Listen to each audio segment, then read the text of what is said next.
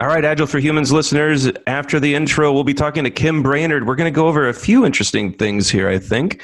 A lot of you have questions about what it takes to become a certified Scrum trainer through Scrum Alliance. Well, Kim is here to talk to us about it. She actually went through the process over the past couple years and is now a full-fledged CST teaching all over the world, but she's going to tell us what it took to get there. Might have some coaching conversations along the way, so listen to the intro, and we'll be right back.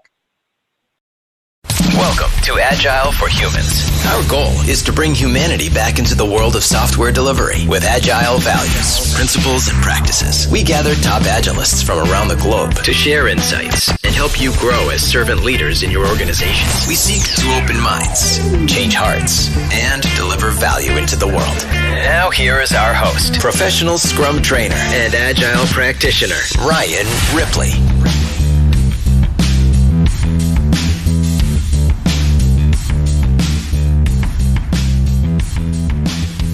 All right, Kim, welcome back to Agile for Humans. Thanks for joining us.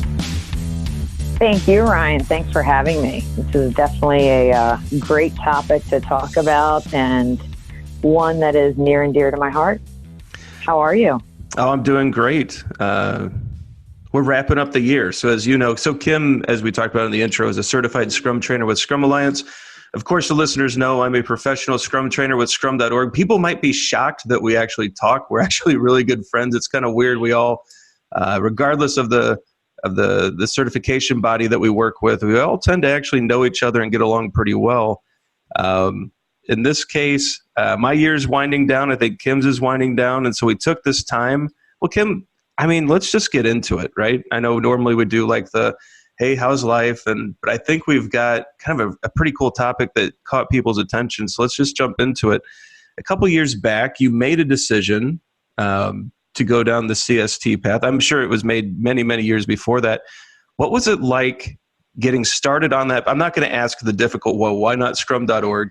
That's not a fun question, but you made the decision. You went down the Scrum Alliance path.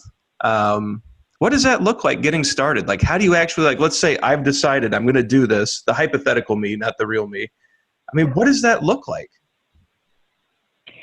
So what does that look like? It truly is a journey. I think a lot of people don't really embrace the word journey. And that's one thing that I think could be one of the biggest benefits is embrace it, that it's a journey and embrace every step of the way.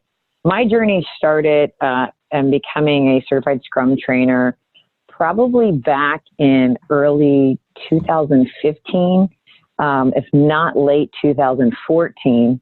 And I was doing some volunteer work at one of the local conferences. And then in early 2015, I was attending the Global Scrum Gathering in Phoenix, Arizona. And when I was out of the conference and just started to the conversations and going in and meeting some of the trainers and coaches in that community, I realized that I had already been doing training, just not certified Scrum training. And I love training. I love coaching, but I wanted to take it to a different level. And so that was really when it began. And I met so many wonderful friends, and I met the colleagues that I've met along the way.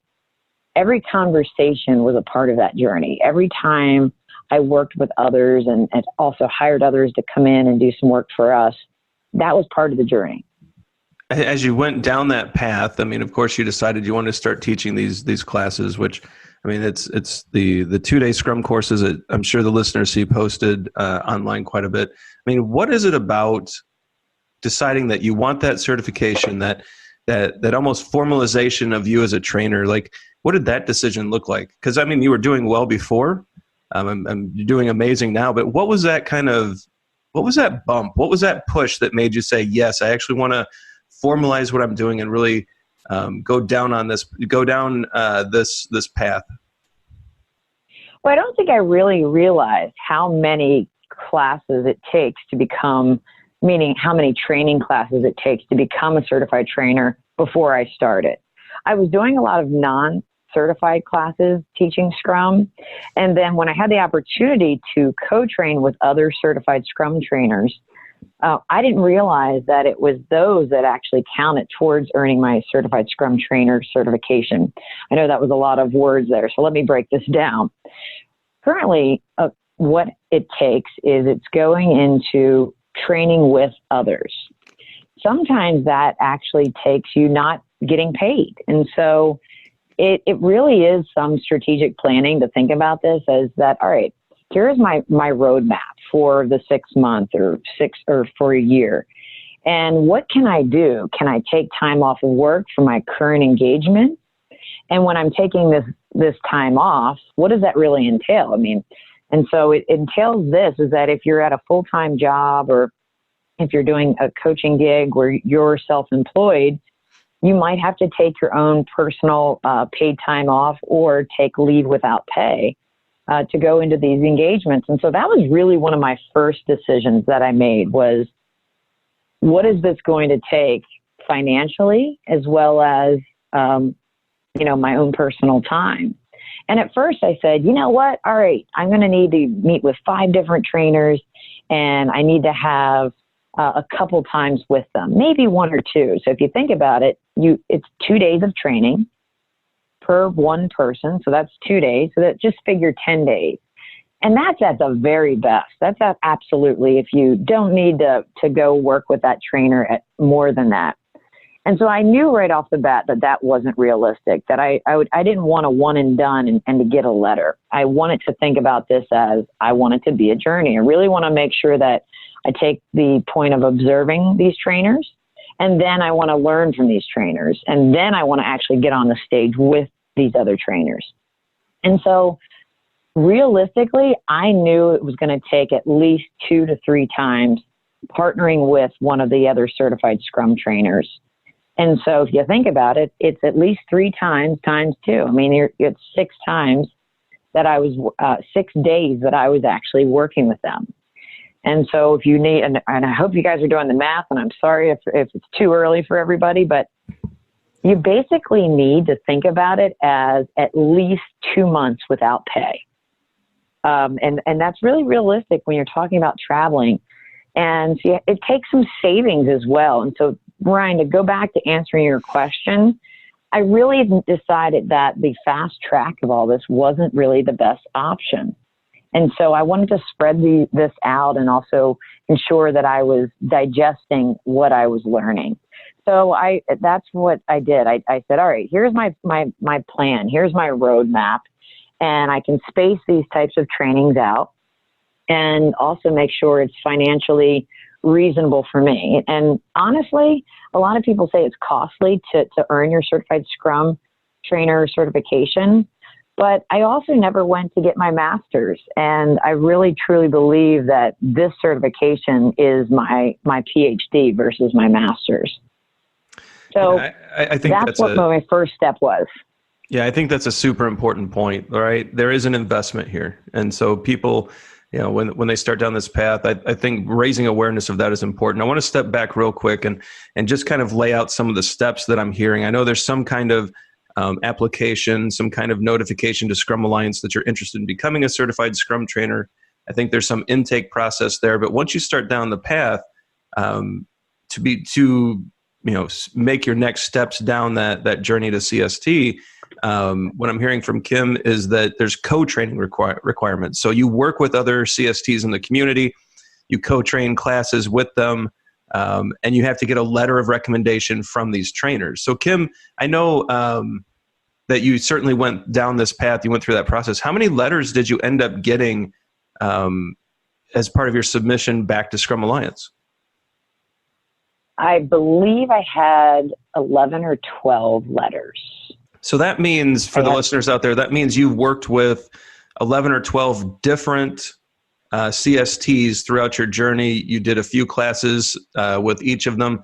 So a massive investment in time and understudy, actually. So learning from each CST, seeing how they teach a class, seeing how they, there's a lot of different ways to teach Scrum, and each one brings their own stories, their own angles, their own experiences into the classes. On the Scrum Alliance side, each trainer builds their own course material based on outcomes and objectives.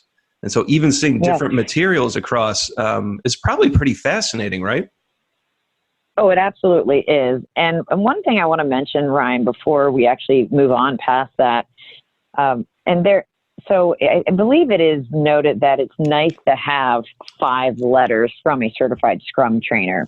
So a lot of people say, why did you go out and seek more? And it wasn't that I went out to seek more.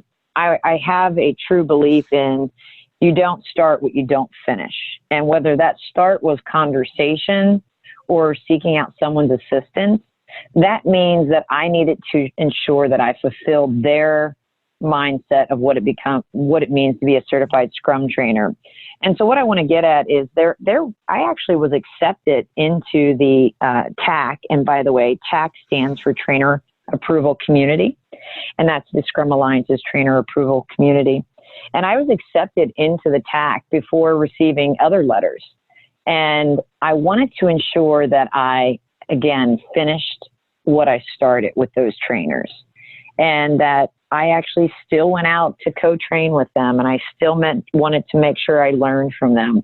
And so technically, there was probably at least 4 letters that I received after being accepted to the TAC. And so you're working with these 10, 11 different CSTs. You're doing that all over the country. How long do you think it took you? Because, I mean, you mentioned you did multiple classes with the majority of these. I mean, over what kind of time period were you working with these CSTs? Over what time period were you co-training all of these classes? That's a great question. So I would say, and I have to say that I was extremely fortunate. It is a minimum investment of about 3.5 years in my personal opinion. However, with that being said, my personal life did have to do a lot with that fast track of 3.5 years. And some of you are like, fast track, 3.5 years? Absolutely. I actually don't have any children. I have my own business. And why do I say children? I said, that's a big home investment, as you know, Ryan. I mean, I know you and your family and the investment it takes that you take as being a father, and that's a lot of time. And I have, obligations at home as well. However, I guess you could say that I didn't have as many obligations as you personally do. And so therefore, that fast track for me was 3.5 years. The other thing is I was self-employed. So therefore, being self-employed, I didn't necessarily have a full-time job where I had to only miss certain days at work. I was able to work with clients, so therefore I could take off when I needed to without disrupting, and I could plan ahead. And so that's why I say fast track for me. I mean, I can only imagine what people do right now to go through this, who do have, little ones at home and who do have that full-time job where they can't just take off. And my heart goes out to those folks. It really does, because, and in fact, I'd say those folks are even more dedicated because they're giving up true valuable time that should be going potentially elsewhere. So to answer your question, my path started at 3.5. However, it continued because I didn't pass the TAC my first time around. So we'll jump into that in a second. I know that that's going to be, people are going to be very curious about the TAC and how that works. Something I wanted to bring into this as well. You can't just really apply to be a CST without going through and having your CSM, the CSP. I mean, there are some prerequisite certifications, right? Oh, absolutely. So, and that's one of the things I've seen missing from some of the folks that I'm co-training with. A lot of people say, let me go ahead and be a Scrum trainer. It seems so magical and has so many benefits to it. However, there's a lot of volunteer time that is invested in getting to this stage, which is the most important to me, to be quite honest. It's what is your investment to the community? How are you giving back and making a contribution? And that was a huge investment at first. And that doesn't start at, okay, I'm going to be a Scrum trainer and let me just start volunteering. I would hope that this passion is something that started years ago. And that's where I've really invested, is before I even thought about co-training with anyone. I had a few years of serving and giving back to the community. I served as the San Diego co-chair for the Scrum Alliance Global Gathering, working in helping with papers, helping with coaching, like free coaching, meetup groups and speaking engagements.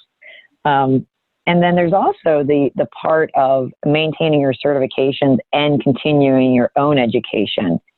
And Ryan, you and I both know we also still continue our path to continuing to educate ourselves. It's not that we're, the experts of in the world. We actually still have to make sure that we inspect ourselves and make changes and learn and continuous learning. So yes, you have to keep learning. You have to keep up with your knowledge and make sure that you expand your knowledge as well as have that volunteer work. Yeah, so there's a huge body of work that goes into this ahead of time. The service back to the community is huge. You go through the courses as a student. You attain the CSM, the CSP, all those prerequisites. You give that.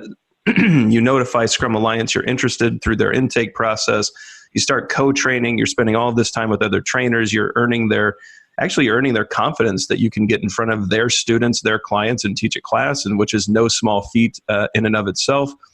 And then let's say you get all these letters collected, you have the recommendations from the trainer community, you're all good to go. And then I think you pick one of and again, correct me if I'm wrong here, you're invited to attend a TAC at one of the global Scrum gatherings. And then you attend that global Scrum gathering and appear in front of the TAC. And so can you talk a little bit about what TAC is and then your initial or your first experience going through TAC? Absolutely. So let's start first with the TAC. So the TAC it consists of some individuals from the Scrum Alliance, and it also consists of some of the certified Scrum trainers in the community. And the certified Scrum trainers are a mix of individuals that are international, as well as they have a requirement to have served as a certified Scrum trainer for 2 years.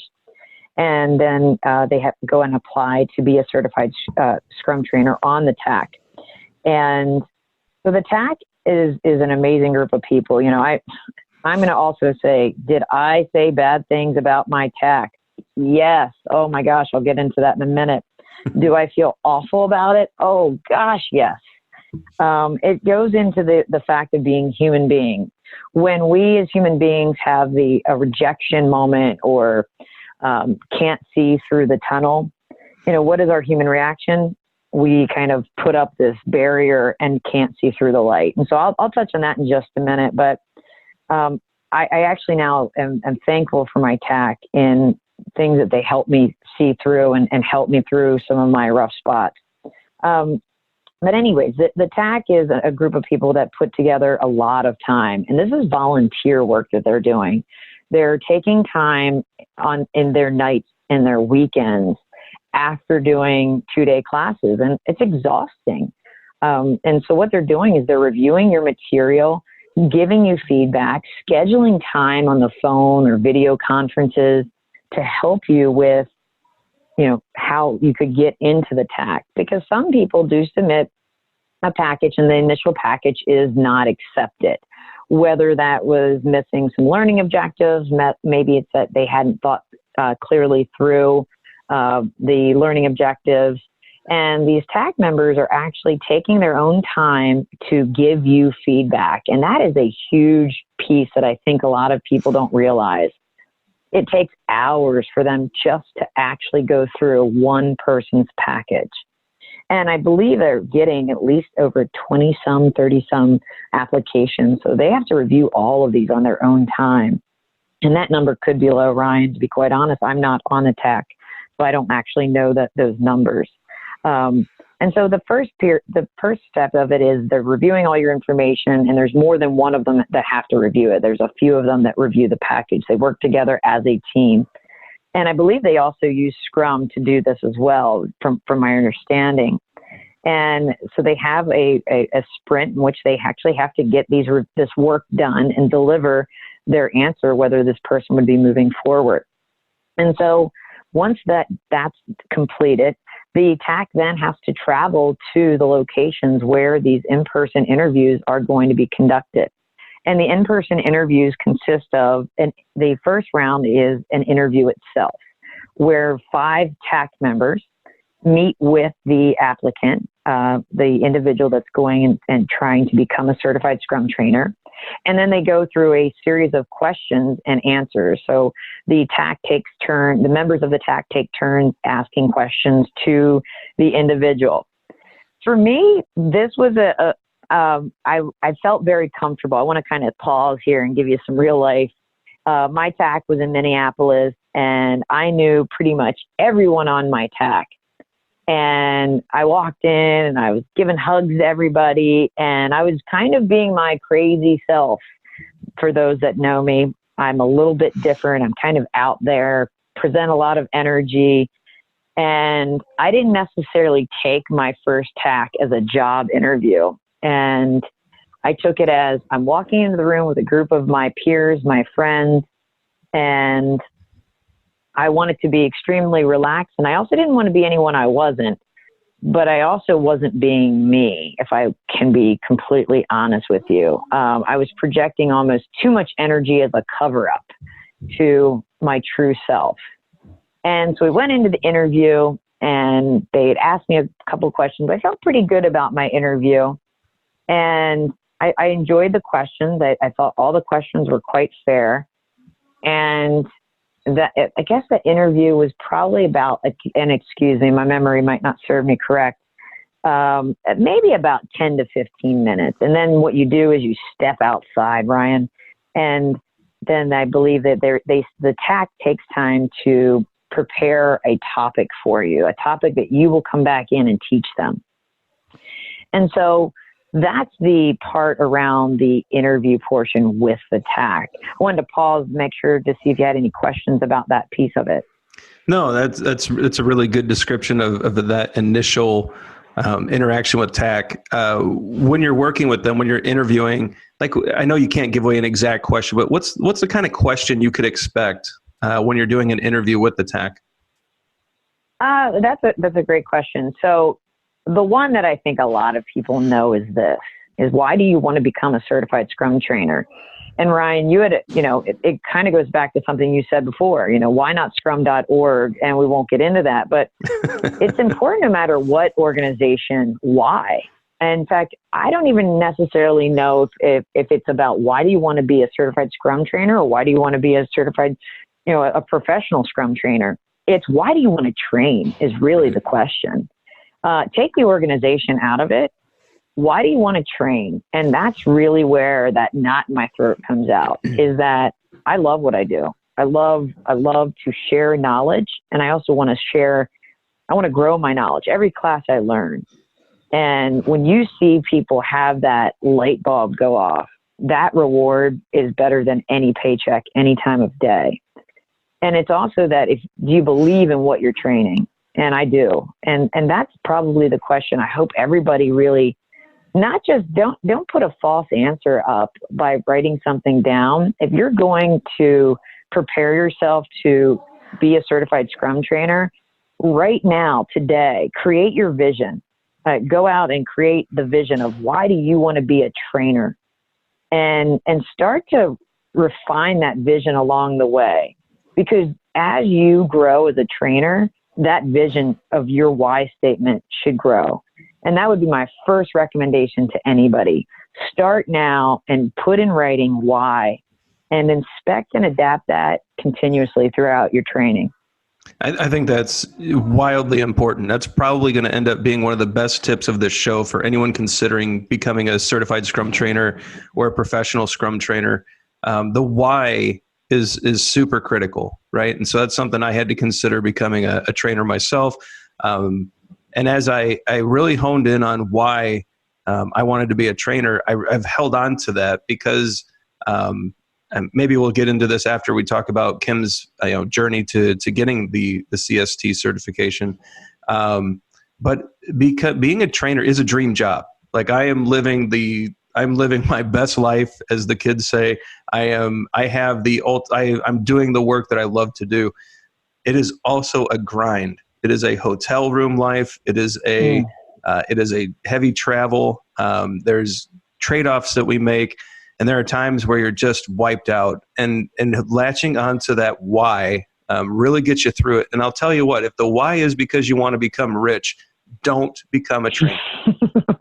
Don't become a trainer. That oh reason my gosh. will not sustain you. And it will actually be obvious in your classes. Like I've met a few on all sides of the aisles who initially started that way, and we've had some very serious conversations about recentering their why, because if it's money driven or fame driven, or if you're trying, that fades away, right? And I'm not saying, I mean, we're very well compensated. I'm not saying we're doing this for free, but when you're really grinding through a tough month, a tough year, or when you're in a difficult class, the why of why you're in front of those people is so important. Like, you really have to have that zeroed in, or else I think this will become a struggle for people. Yeah. I want to share something that Dave Pryor had shared with me when I was going through the process. And he said, you better love what you do so much that when you wake up and you can't even wake up because you're so sick or something's impeding on you to get to class that day because, you know, you're ill or something happens, you have to go. You have to go because there are at least 20 other lives that have restructured their day or 2 days to be with you, to retain information, to help them on their path to changing the world. And I'm like, okay, that makes sense, Dave. I definitely, you know, I don't call in sick. I don't do anything like that. But when I, you know, not too long after, you know, I earned my certification, you know, several, you know, months into it, and I had a serious accident occur, and a serious fall, not a car accident, but I had a serious fall, which has given me a handicap. I tore my ATFL ligaments in both my left and right ankles. I did this on a Sunday. And on Monday morning, I had and folks, I don't actually recommend this to anybody, but to make the point is you better love what you do and care more about those students than you do a paycheck. Is on that Monday morning in a wheelchair and a scooter, I showed up to class with 2 boots on my legs, and the extreme pain was crazy, but I didn't feel any pain for those 16 hours that I was in class. I fought through, and everybody's like, I can't believe you didn't cancel class. And it was a sold out class. You can't. And you had other people that were relying on you. And so I thought of Dave that day. I was like, yep, I'm doing what I love. And I don't regret ever not canceling that class. But that's kind of an extreme. You've got to keep going. Every day people are looking up to you, and you better make sure you're also looking up to them. Don't never look down on them. Yeah, we have to show up. So a question I often get in classes, and I'm sure, Kim, you get this too, you know, who should be the Scrum Master, right? And everyone wants to know, like, who do we anoint as that servant leader? And I kind of see a trainer as a servant leader as well. And I say there's 3 things that you need. And the first one is you have to love your team. I mean, it's a weird word to use in tech, right? The word love, but I don't mean it as like romantic love. I mean it as you genuinely care about these people. I think the second thing that I talk about is you have to want your team or these people to be wildly successful. Like, that is what's driving you, the success of the people in your class or on your Scrum team. And then finally, you have to have zero tolerance for anything getting in their way. And I think that kind of mentality goes a long way in the training community as well. Because look, we're going to have situations like I've had the unemployed person in your class who's looking to you to give them skills or to teach them something that they're going to be able to use to go back to work and feed their families. That's a massive responsibility. We've had other people have epiphanies in the middle of class that they are in the wrong job, or they're in a situation that's not benefit, that's damaging to them, and they're having a breakdown with that realization. And you can't just collect the training fee and leave. right? Now you're in a coaching situation, and you've caused an inspection. You've caused someone to have an introspective moment, and they're about to fundamentally change their lives. And it's from content that you've provided. And it's like, okay, now we're all in. We're in this together. We're going to figure this out. And it's, that's a lot of the why, but I mean, it's also that mentality will get, I think, trainers to a good place. I'm sure you've seen these things as well, right? Oh, absolutely. In fact, one of my things that I tell people is that you need patience to prosper. It's called P2P, patience to prosper.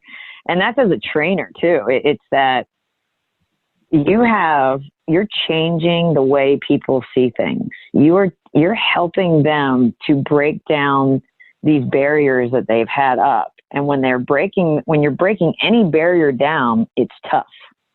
And you better have patience to prosper, because change is hard.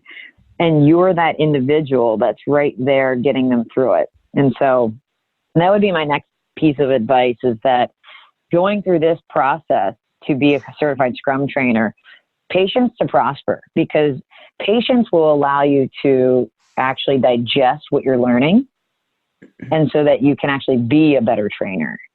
Patience when you're dealing with students, because not every training is a glorified rainbows, unicorns, and butterflies. You're going to find people that, are forced to come there. And you've got, there's all sorts of people that you're going to face. And you never know what you're going to, it's like Forrest. You never know what chocolate you're going to get. Right. And that you have to be ready for, some are going to be a little sour. Some are going to be too sweet. Some are just you want to go spit them out, but you can never spit something out or someone out that you don't like. You have to be open. You have to also respect where they're coming from. Yeah. No, it's a massive responsibility, and and I know you take that seriously as well. Let's shift back to TAC for a minute. So you've gone through your interview. They've prepared a topic for you. And so I don't know if you remember your topic or not. I'd imagine you do that first time around. So you walk back in the room and say, all right, Kim, we need you to teach us. And then what do they ask you to teach? So I was laughing. I was thinking of something else first, but my first time around, my topic was the definition of done. Dun, dun, dun. And done, done, done. And so one of the things I had done to get done is I had scheduled some mock TACs. And what do I mean by mock TACs? I was meeting with friends such as yourself. Yep. Actually, no, I didn't. I met with you the second time around. Second round. But I met with our buddy, Zach Bonaker. Yep. And I also met with some of the other certified Scrum trainers, and I did these things virtually. And in fact, my buddy Eric Tucker, in fact, if it wasn't for him, I still wouldn't even be here right now. And Eric and I would go over topics. And one of the topics I was struggling with when we were doing these mock TACs was the definition of done. And in fact, Eric later told me, he said, Kim, I'm not going to lie to you. I didn't know. He's like, you were worrying me. He said, you just were freezing up. You were actually getting in your own way. And finally, when I found my connection to the definition of done, he's like, yes, now that's the real Kim Brainerd that I've seen.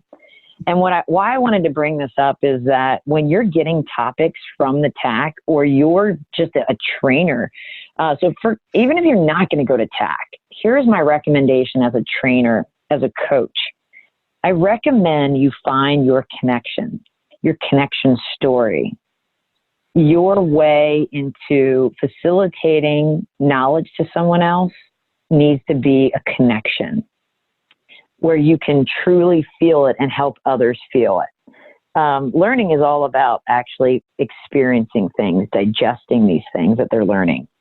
And one of my areas of connection was I had some home remodeling done, and everybody have you ever had any home remodeling done or started a project and you think that you've got the right way to do things.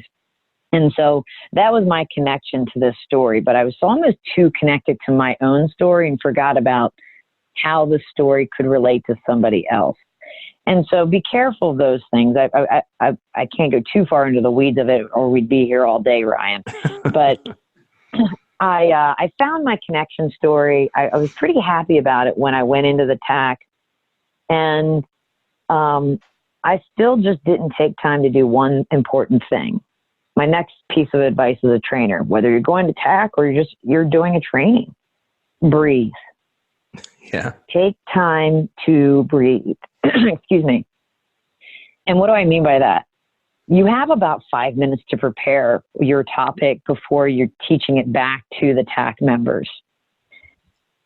And one of the things, excuse me, I actually need to get a drink of water here, but one of the things that you got to do is actually just breathe. Literally take a deep breath and breathe. Well, a thoughtful pause. Thoughtful pauses actually show consideration. It can lead to a greater impact. I mean, it is a good speaking technique. It also just gives you some time to think. I mean, it's just, that pause and breathe. You know, whether you're in front of TAC getting a topic, or you're in front of a class getting a difficult question from a student, just that pause, that initial, get yourself centered, get your brain right. You know, if you have a clarifying question, get it formulated. If you need to stall a little bit because your brain's working, just that pause is so important. Oh, God, so important. In fact, just a little bit of a coaching tip and trick for facilitation. And Ryan, one of my biggest passions is facilitation. Yeah. One of the things I teach in my classes is around the daily scrum, as well as I know you do too. And a lot of people are going out and misusing, abusing the daily scrum right now. And one of the things I teach scrum masters is count to 10. Yeah. Count to 10. Be careful, folks. Don't be so jumping in so quick. They're not solutionizing. If you've ever been a development team member, Ryan, I know you have, I know I have. Yep. But when you've been a development team member, they're creative beasts. Just because they ask somebody a question in the daily scrum doesn't mean they're solutionizing. Scrum masters, count to 10. Wait for it. It might just mean that they need a clarifying question. Yeah. The daily scrum should be very visual, visualizing that synchronization around the work, the plays that they need to make. And so counting to 10 is one of the best facilitation tricks I've ever come across. And I wish during my original TAC, I had just counted to 10. Yeah, so clearly we're alluding to the fact that round one of TAC for Kim was a learning experience, but did not lead to becoming a trainer. So can you talk a little bit about that?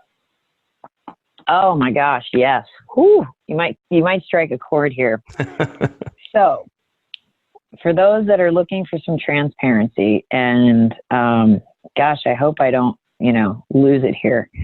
Meaning this was probably, this was the most impactful self-awareness learning moment I've ever had. I was pretty confident in my skill set to become a certified Scrum trainer. I felt very comfortable with those that I was going in the room with. And almost in too much of a cocky sense. Man, don't get in front of yourself and get in your own way. We teach people about it. And it's one of the worst skill sets you could ever have as a trainer. Never be the smartest person in the room. Yeah. It really is true. And I am so happy that I was grounded the way I was. Did it hurt and bite really bad? Oh God, yeah, Ryan, it really did. Here's what happened. I went in, did my interview. I did go through my training, the teach back of doing the definition of done.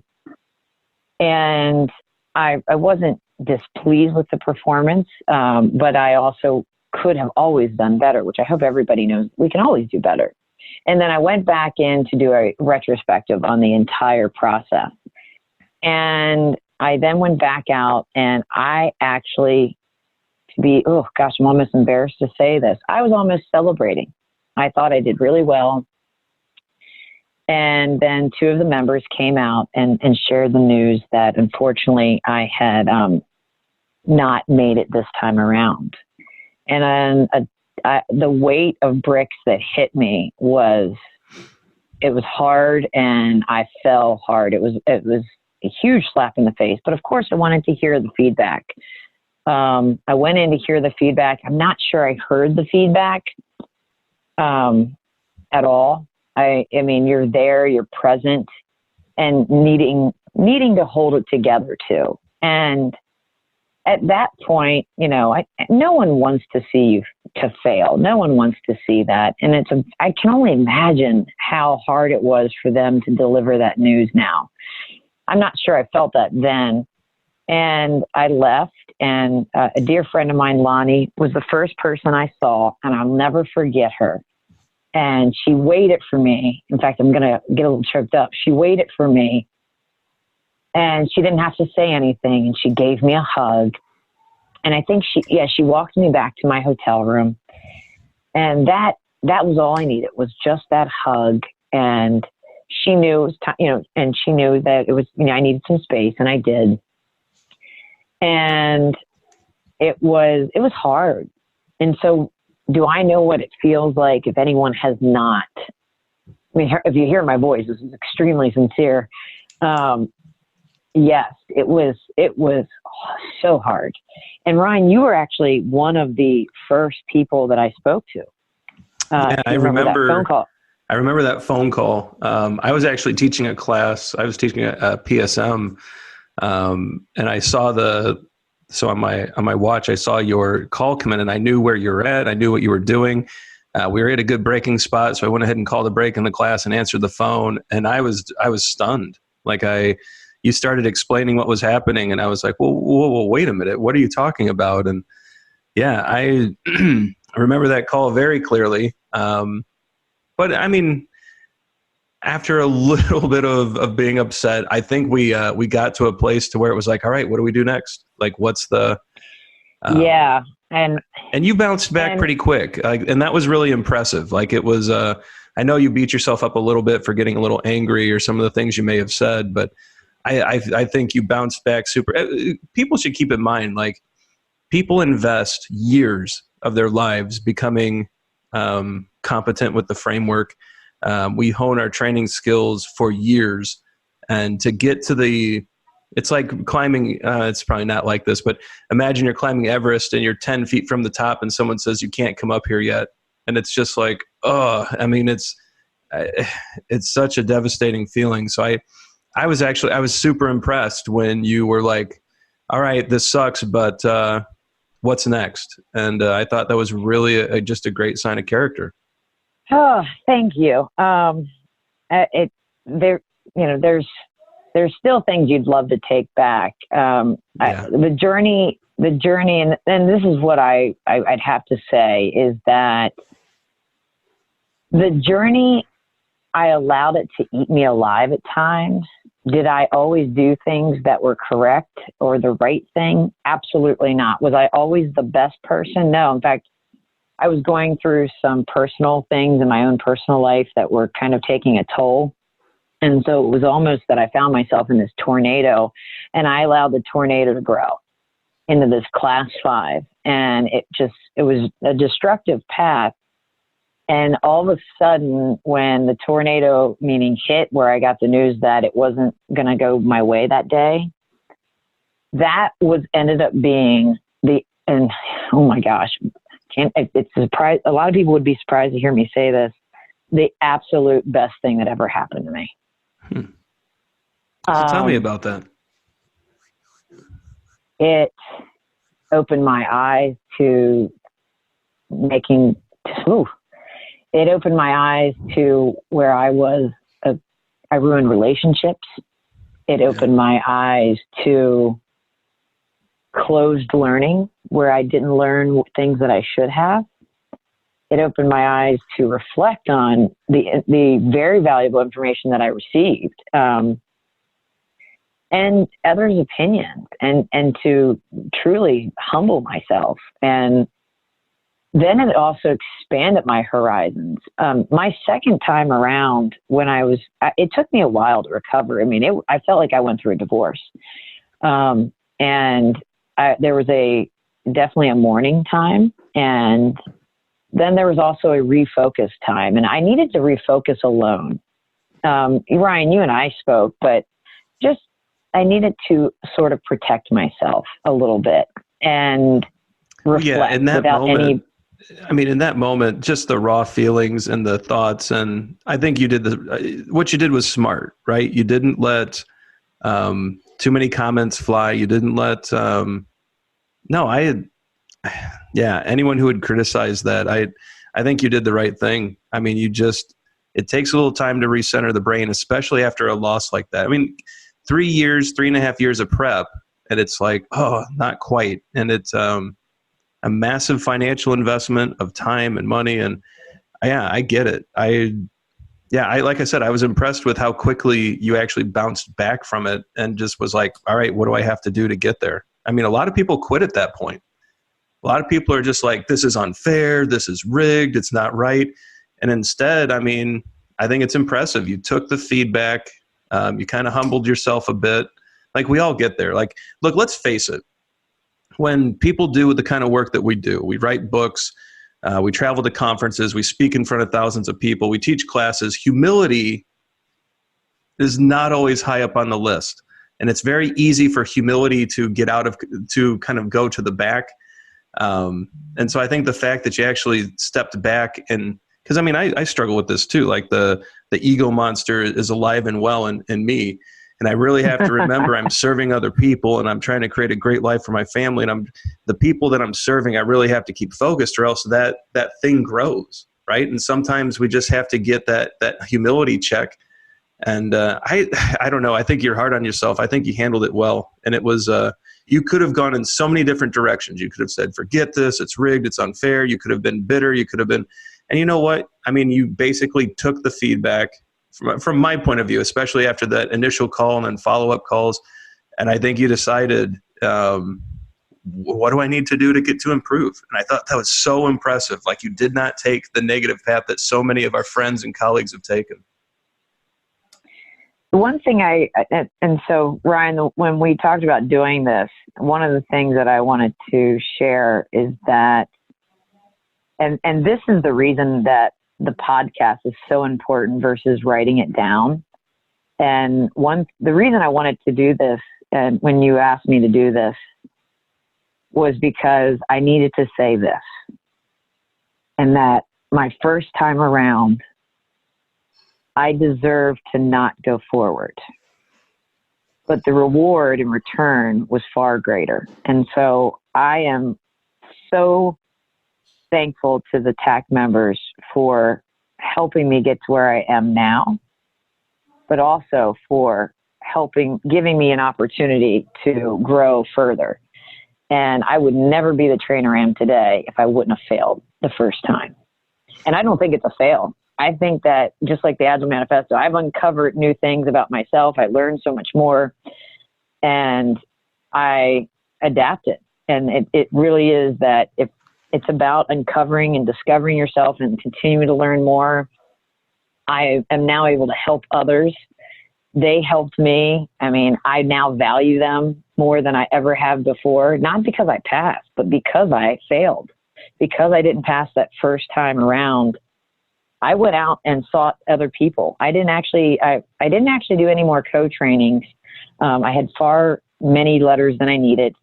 And they had said, my feedback was that it wasn't that I needed more co-training, and I needed coaching, Ryan. And I actually sought out a very interesting group of individuals for my coaching to help me on that second time around, which is, I sought out you. You were the one that helped me, on the second time around. It was some coaching. Another gentleman, his name's Ken France from C Prime. Ken is a safe trainer. And so why am I bringing this up? I felt that I had so much training from the Scrum Alliance community. I felt that I also needed to seek out something different from my good friend, Tamsin Mitchell. Tamsin is she's an artist inside and out, not just visually, but verbally. One day, Tamsin said to me, Kim, do you want me to coach you or do you want me to mentor you?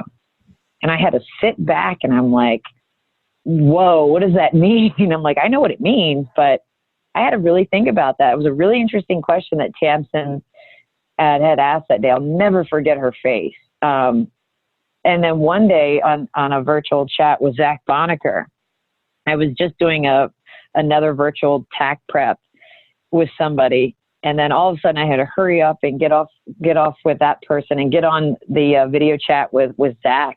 And Zach's sitting in his office and he's got the video chat on, and there's all these, it's an open setting. And all of a sudden I just started bawling. I'm laughing now. And all I could see is Zach's face and thinking, okay, well, here we go. But Zach handled it beautifully. And it was that moment he goes, and he asked the same thing. Is that what stance would you like me to take right now? Yeah. Are you mentor or coach? And I said mentor. And he reminded me of my own advice that I just gave everyone. What about taking time to breathe? Yeah. And I almost got choked up saying that again too, because again, it was that I didn't reflect on, you've got to take time to breathe. Take time for Kim. What does Kim want? Kim needs to lay her path out. And that's what Zach and I ended up doing that day.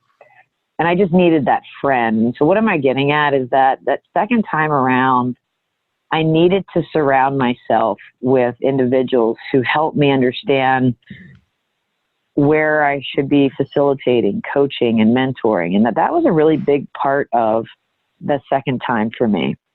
Understanding the stances, understanding that I needed to just breathe, and helping me to get out of my own way. And the thing that I learned from all of you was truly that just beyond rewarding.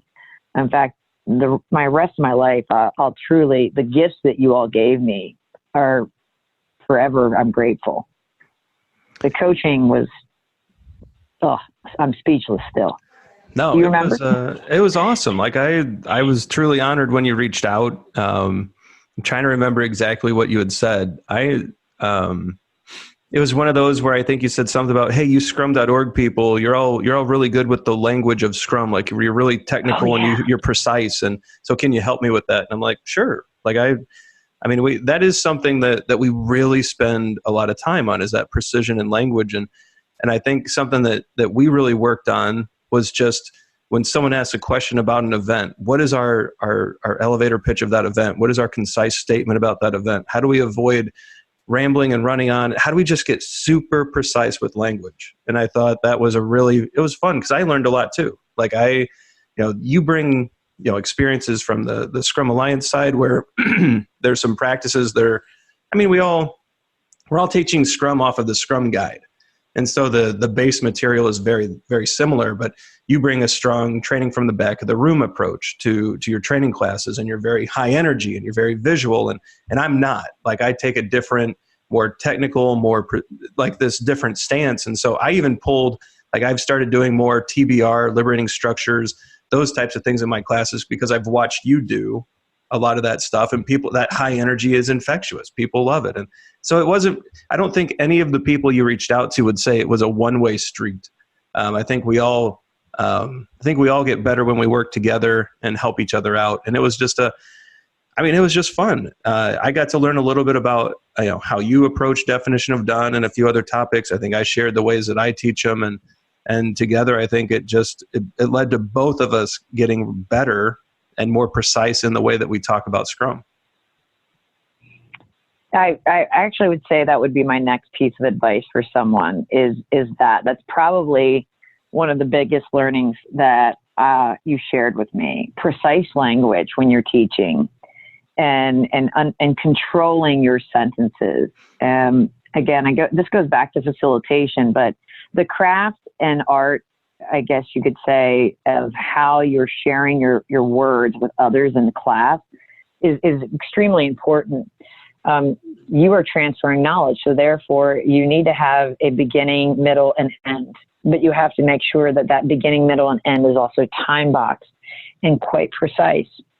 And so if you're going out to experience the TAC, that would be one of the other areas. A lot of times people are, though, focusing on training from the back of the room. I don't discredit training from the back of the room, but that's also a craft that you have to practice in. And I've seen more. So I've been co-training some individuals now as well over the past year. And I've found that so many are focusing more on training from the back of the room, the 4Cs model, than anything else, which has been very concerning to me. And what am I getting at is they're forgetting to facilitate. Facilitation is an art. I explain that. In fact, I would actually say every individual I've worked with, that is one of their areas of growth that's needed, is that facilitation. Facilitation is Mozart, where Mozart, except they're not Mozart with the hands on their keys. They're Mozart where there's so much sweet music going on, they never put their hands on the keys. They're Picasso without ever touching the paintbrush, meaning they're providing knowledge, but the students are doing the work. Yeah. And you don't even have to go through a map. You're able to just see things all in your surroundings. And people really need to understand that to be a successful trainer is to really craft your facilitation. Whether you use techniques from training from the back of the room, that's fine. But the first technique that I would work on is the stance of facilitation. Yeah, and even understanding what facilitation is, right? We throw that word around quite a bit. And what it really, at its essence, is really to make things simple, right? We should make it simple for a student to learn the material, right? We should present structures and frameworks and ways of presenting material that simplifies it down to such a level that the students can't help but learn. And that's really that first step into it. I was talking with Todd Miller about this just a few nights ago I was in Philadelphia with him, and we were just like, at some point, like, we all understand we're getting to a pretty advanced level of understanding of Scrum. It's been, at the center of my brain for the better part of the past 15 to 20 years. And at this point, the training really becomes a performance. We're trying to perform, and I don't mean like acting. What I mean is we're trying to facilitate, coach, mentor, and slide in and out of those stances effortlessly so that the students don't even notice, and they cannot help but learn. And it's really crafting that performance and crafting those stances. And as you said, starting at facilitation and getting so excellent at that skill, right? And if we can do that, the students benefit. It's a better course. That's a hot tip. I hope people actually, if you're a trainer, you take that to heart, that really facilitating, making things simple, performing your courses in such a way that the students cannot help but learn. And that takes time. Like, we spend a lot of time I can't tell you how many times my wife has walked into my office and I'm just talking to a whiteboard, trying to craft out the right way to say something, the right way to do those kind of things. Yeah, and speaking of the stepping in and out of the stances, when we were going through working together during that between phase before I was going back to the TAC, it was interesting of how many people that I was working with would always switch in and out of those stances. Yeah. And helping me they were facilitating me to get out of my own way. And then it was that this is the biggest tip and trick, is that they could actually see without telling me what I needed, without telling me that. It was that when Tamsin would ask me if I was open to being mentored, Zach, the same. I mean, you, the same. You knew what I needed without saying it, but you would coach me to get there, to figure out, help me see through what I needed at the time. And that truly is, it's a gift. It really is a gift. And you have to enhance that gift, even if you have it, and refine that gift of facilitating. Yeah, I think it's really interesting the route you took. So after the first TAC, things didn't go as expected. You reached out to a SAFe trainer. You reached out to a Scrum.org guy. You reached out to Zach, who's one of the best coaches I know. Oh yeah. I mean, Tamsin's one of the most talented visual facilitators I've ever seen. And even beyond that, just a super smart woman. I love Tamsin. And before she is, God love her. She's an artist inside and out. That's for sure. No, I also reached out to Melissa Boggs as well. This is before Melissa became the Scrum Master for Scrum Alliance. Yeah. And Melissa also helped coach me as well on the phone. And that was a great gift as well. Yeah, Melissa's a good friend and really excited for her in her new role as co-CEO with Howard Sublett at Scrum Alliance. She was on the show talking about that a little bit ago. And yeah, I mean, you picked this eclectic group of trainers and individuals. And so, I mean, hopefully, I think we helped. I mean, hopefully that was a good experience for you, because how did the second TAC go? So the second TAC went much better. And in fact, it was interesting. First off, I went in with a humble mind, a humble approach, is that Sure. No matter what, in fact, this is one of the biggest things I want to share. I also had met up with some other coaches outside. One of them was Benjamin Summers, and he was wonderful to work with. In fact, he helped to coach me out of my own way at times. But when I went into the TAC, one of the first people that I saw was actually Bjorn, and Bjorn had come up to me, and he's just always so humble.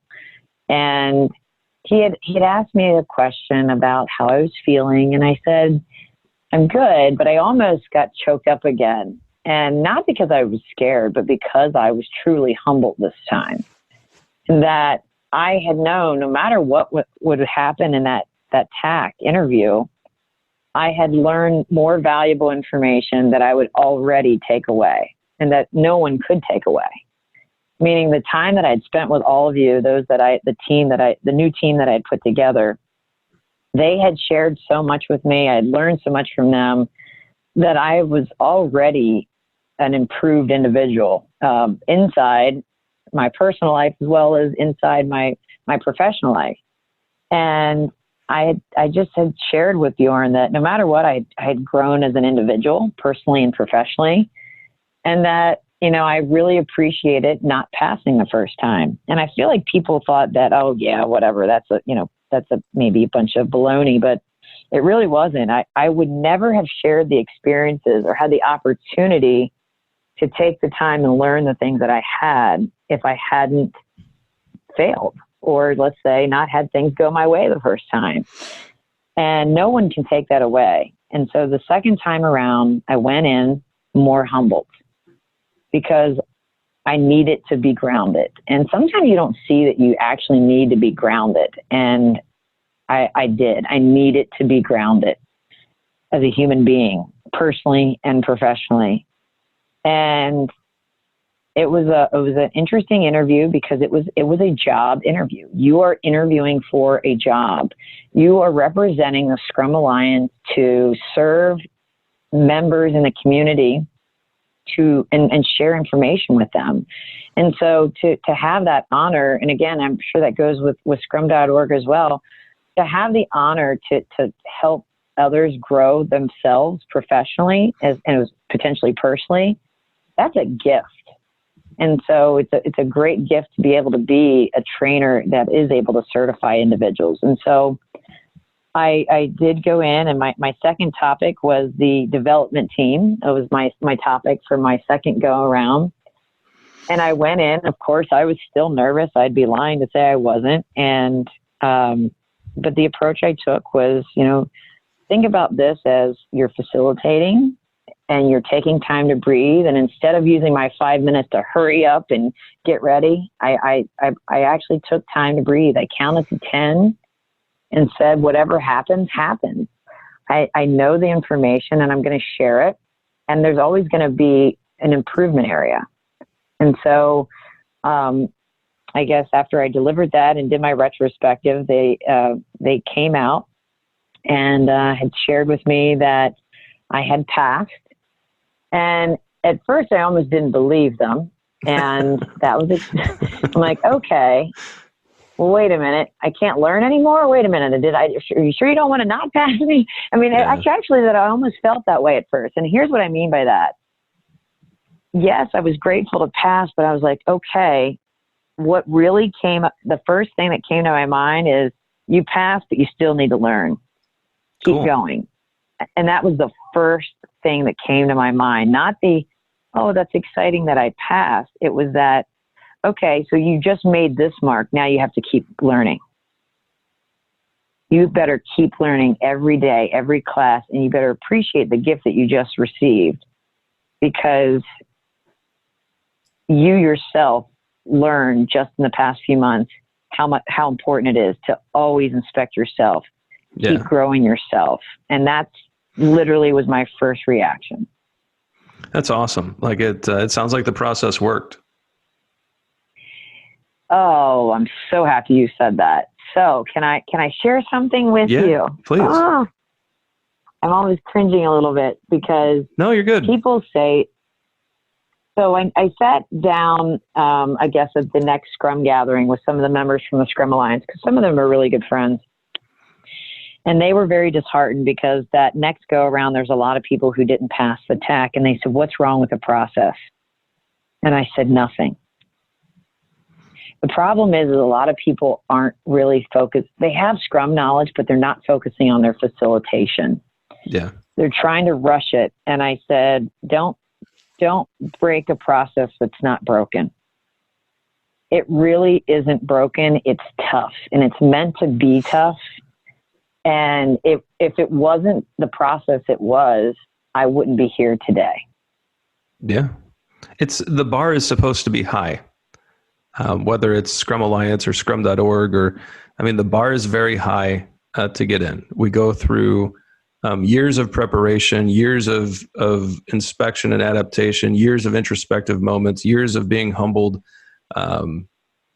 to finally get to a place where we have earned the honor of serving other people through training and teaching and coaching and mentoring. And it's really, and that's frustrating, I think, to a lot of people. But my journey as a professional Scrum trainer is somewhat similar. It was not just a fast track through and an easy win. I mean, there were stumbles and points of time where I was told, not yet. And it really, you really have to make a decision. I think you have to decide that serving others is more important than your own ego, or that serving others is more important than what you thought you were. And really the ability to just confront some of those things, the ability to kind of reflect, adapt, change. And I mean, you went way outside the box. when you tell people that you went and found a safe trainer, a Scrum.org person, and a visual facilitator, and used the knowledge from them and sought coaching and and mentoring from them, when you tell people about that, don't you get some weird looks? Oh gosh, yes, absolutely. But it's about making sure that you gain the perspective of others that are really your peers. I look at all of those individuals as peers, and as well as people that I think are even more advanced than myself. And in so many ways. And it's important to to me, it's not important of who you work for. It's about who they are. And those individuals were the right individuals, as well as the other individuals that I co-trained with too. I had an amazing group of certified Scrum trainers that I had that helped get me to where I am. And the continued, support was, a good friend of mine, Trisha, she's like, you tell me what you need, I'm here. And it's that they're friends. Everybody wants to see you succeed. The TAC wants to see you succeed. The Scrum Alliance wants you to succeed. Scrum.org wants you to succeed. SAFE wants us to succeed. Everyone does. And that's what's amazing about our community that is different from any other community that I'm aware of, is that at the end of the day, we all want success because we're all actually working towards changing how work gets done and changing mindsets of individuals. Yeah, absolutely. And I think it's cool the way you went about it. So you passed TAC. And so now you're a certified Scrum trainer. You're able to teach the 2-day classes. You've got your classes built. How's life now? Well, it's funny that you said this. It's busy. It's busy as in that I'm still learning every day. You and I would say, work on coaching one another Yep. continuously, as well as I work with some other individuals, and trying to always enhance myself, my skill set. And one of the things I love that we do is our facilitation and coaching camp. Yeah. It helps us, work on our own skill of facilitation and coaching. We're helping to train others in that skill set, but we always learn every single class. And life is good, but I'm also just very still humbled and grounded. And if you're thinking about taking this path, and I highly encourage you to do so, no matter which organization you're working with or choose to work with, remember to count to 10. Yeah. Remember to always stay grounded. Remember that learning is a journey. There's not an end point. And also make sure that your personal life is not something that's put on a back burner, that's the front burner, and that this, at the end of the day, is a gift, but your family is too. And so always seek out to help others. I think there's the TAC, the certified scrum trainers and professional scrum trainers, we're all, I think, willing to help people. And it's very time consuming though. The people that helped me, I can't even tell you how many hours of their own personal time it took. And so be patient is what I'm getting at. You will need patience to prosper. Yeah. It takes a long time. There's even on the scrum.org side, there's the fast path is years, right? I mean, it literally takes years to really dig in and do this. And so, yeah, that patience to prosper is huge. People, I get a lot of, to take it out of training for a second, I get a lot of calls about the podcast. Like, hey, Ryan, we just started a podcast. How do we get up to the number of listeners that Agile for Humans has? I'm like, well, I've been doing this for 6 years. And after 6 years, we built a following. So keep at it. Get a new episode out every month or every week, whatever your cadence is. And in 4 to 5 years, you'll be an overnight success. And I'll promote your show and I'll help you along the way. But it's really, you have to put in so much work that, and then that really is disheartening to some people. But I mean, it is just so much work to get to that trainer level and that trainer status. And, but it's so rewarding. Right. I mean, this afternoon, I'm going to drive down to Indianapolis and I'm going to spend 3 days teaching in just an amazing group of people. And I can't wait. Like I'm actually pumped. Because and then afterward, I'm home for 3 weeks and Thanksgiving break. But I mean, the class itself is just fascinating. Like I can't wait to see what we come up with in this class. And I think the day that I stop feeling that way is the day I have to quit. Yeah, it's definitely determination and the love. I know we've talked about love before. The love of what you do and the gift of which you give is truly just the most rewarding experience. But if you want to truly gain the agility and be a certified Scrum trainer, I like to describe it as it's like Michael Phelps. He didn't just become an Olympic swimmer. And earn, I think, doesn't he have the record of all gold medals? He didn't just get that overnight. He didn't even get it in a few years. He did have to first jump into the water. He had to learn how to swim. Then he had to learn the craft. And then he had to really get into his skill set and then craft that skill set.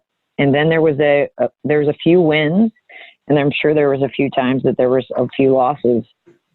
But eventually he did win the gold and then several golds, and that it takes time. It takes years, but enjoy every bit of the journey because it truly is so rewarding.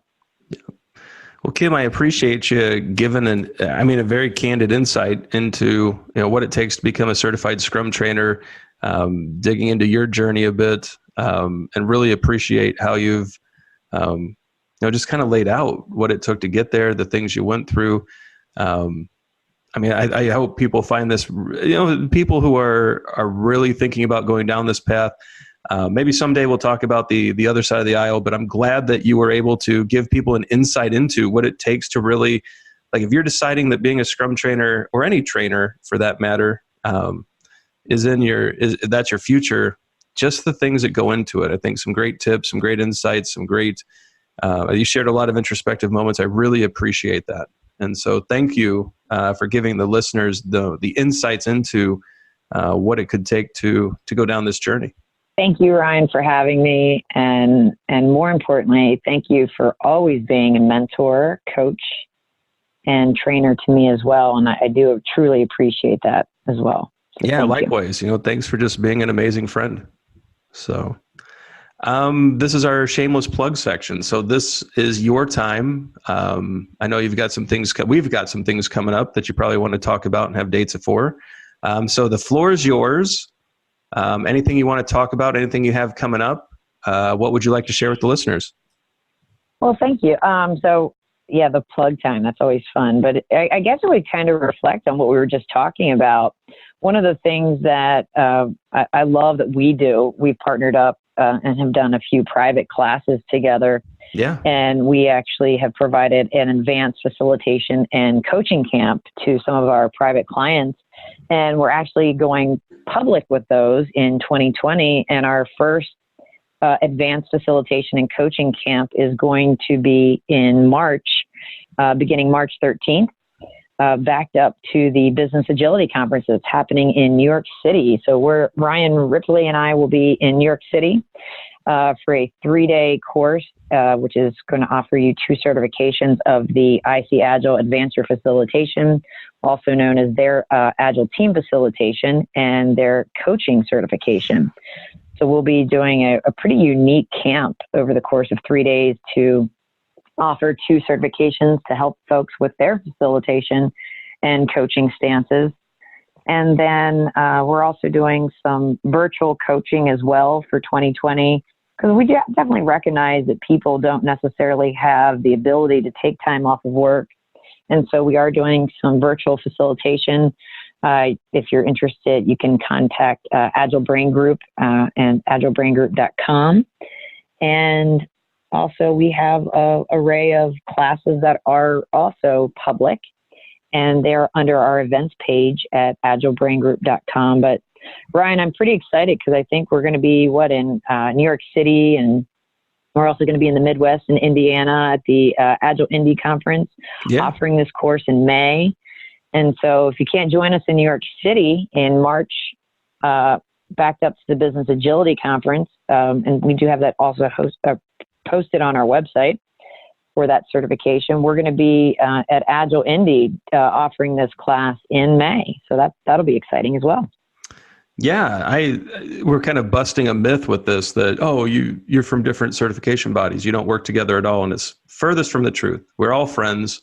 You'd be surprised. I think listeners would be surprised how much behind the scenes we all talk and work together and share. And in this case, Kim and I are coming together. You get a Scrum.org and a Scrum Alliance Scrum trainer coming over to provide 3 days facilitation and coaching, certifications through IC Agile. The certifications are great, but it's really 3 days with us where we share our best tips, tricks, and practices in order to how to do the facilitation and coaching. A lot of the things we talked about in this podcast, the majority is focused on facilitation and coaching. And so these skills are so important that we went ahead and put a class together. We hope you join us. We'll have some links in the show notes. As for me, your host, Ryan Ripley, I think many of you are aware the book. So Todd Miller and I, another professional Scrum trainer, a good friend of mine, Todd Miller, we came together about 2 years ago to write a book. So Fixing Your Scrum, Practical Solutions for Common Scrum Problems. It's being published by the Pragmatic Bookshelf. So the Progs, that's Andy Hunt and Dave Thomas's company. The beta is complete, right? So the writing is done. It's in copy editing. It's in indexing. We will have a physical copy of the book in our hands, I think the first or second week of January. So this thing is about to become really real. It's available on Amazon for pre-order. On the Prag site, you can order the digital edition now. I'm just super excited. We got a lot of really early great reviews, some awesome praise quotes. Some people have bought the beta. They're already using it in their Agile book clubs. It's awesome to get that kind of feedback. So we're hoping that this book really helps. Like it's an extension of our practice, and we hope that this gets out there and does a lot of good. So that's available, and we'll put some links in the show notes. But other than that, I think that's enough plugging. I hope that you can join, and I hope as many of you as possible can join Kim and I in New York in March. This is a pretty special class. We've built it primarily with liberating structures. There's some TBR mixed in. There's some lecture mixed in. We've tried to do a lot of different learning modes so that people can really walk away with a good understanding of the material. That we've tried to make it so simple you cannot help but learn, I think is what we've tried to do here. But yeah, the links will be in the show notes. Reach out to Agile Brain Group if you have questions. But yeah, Kim, this was fun. I learned a lot. I went through the scrum.org path. I've never gone through the Scrum Alliance path. It was interesting to hear some of the differences. Maybe sometime we'll circle back and we'll talk about the other side's journey and maybe compare those and have a discussion. But it was fascinating to hear just your journey, and really appreciate you sharing that. And I know the listeners got a lot out of this as well. Yes, thank you so much, Ryan. And I hope they did as well. And for anybody going on that journey, patience to prosper, good luck. And please let myself or Ryan know if you need anything to help you on that journey. That's what it's really all about, is helping others. Absolutely. All right, everybody. Thanks for listening to this episode of Agile for Humans. Have a great day.